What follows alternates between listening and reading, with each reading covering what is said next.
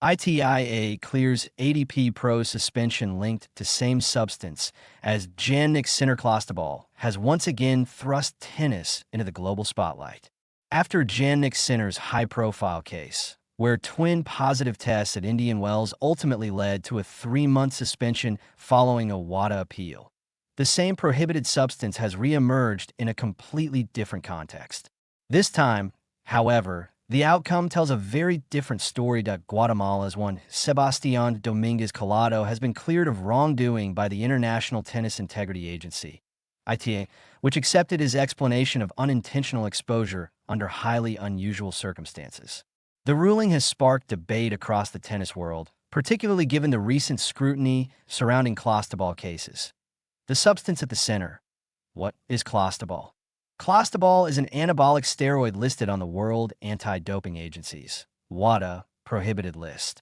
It is often found in topical creams and ointments used in certain countries for medical treatment of skin conditions or injuries. Despite being available in some over-the-counter products, it remains strictly banned in competitive sport. The danger for athletes lies in its ease of transfer. Because Clostebol can be absorbed through the skin and detected in very small quantities, even indirect contact may result in a positive doping test. This has made it one of the more controversial substances in recent anti-doping cases. The ITIA's detailed explanation Domínguez Collado's case stood out because of the highly specific and personal circumstances surrounding the positive test. In its official explanation, the ITIA stated, "In the days leading up to Domínguez Collado's doping control test, the player was sharing living quarters with his father, who, on the advice of his physician, had been conservatively treating a condition with 2 separate Clostebol-based products, multiple times a day." The agency went on to describe how daily routines may have caused indirect contamination. According to the findings, Domínguez Collado and his father had frequent physical contact. They also shared access to a mobile device and communal towels. Crucially, the father reportedly used those towels to wipe his hands after applying Clostebol-based medication instead of washing them each time. This detail became central to the investigation, the ITIA explained. Domínguez Collado asserted that he and his father had regular physical contact and shared access to a mobile device. In addition, the player shared communal towels with his father, who stated that he had regularly used the towels to wipe his hands after applying the products to his body, as an alternative to washing after each application, further increasing the exposure to the Clostebol residue. After reviewing the scientific evidence and circumstances, the ITIA determined that the player bore no fault or negligence significant enough to warrant a suspension. He was therefore cleared to continue competing. Why this case differs from Jannik Sinner's, the comparison to Jannik Sinner is inevitable. Sinner's positive tests also involved Clostebol, and his case attracted global attention due to his status as one of the sport's biggest stars.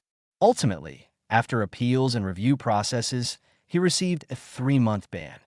However, anti-doping rulings depend heavily on individual circumstances, evidence, and degree of fault. In Domínguez Collado's situation, the ITIA was satisfied that the exposure was genuinely accidental and occurred through contamination within his household. Key differences include source of exposure, direct medical use by a family member, supporting evidence, detailed medical documentation and corroboration, scientific analysis, assessment of residue transfer likelihood, degree of negligence, determined to be minimal or absent. Each doping case is judged independently, even when the substance involved is the same. The science of contamination modern anti-doping testing is incredibly sensitive. Laboratories can detect minute traces of banned substances, sometimes measured in billionths of a gram. While this ensures integrity in sport, it also increases the possibility of contamination cases. Clostebol, in particular, has been involved in previous cases where athletes claimed accidental transfer through skin contact or shared objects.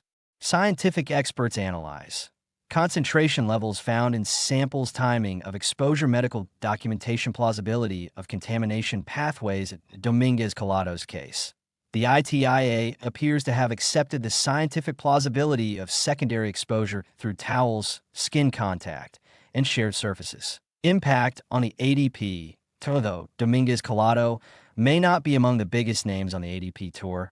His case reinforces a crucial point.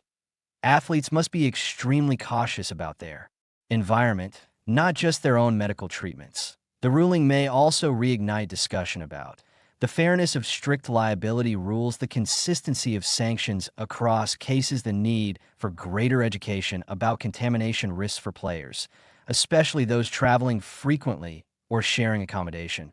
The lesson is clear. Awareness must extend beyond personal supplements and into daily habits. The bigger picture for tennis has worked hard in recent years to strengthen its integrity framework.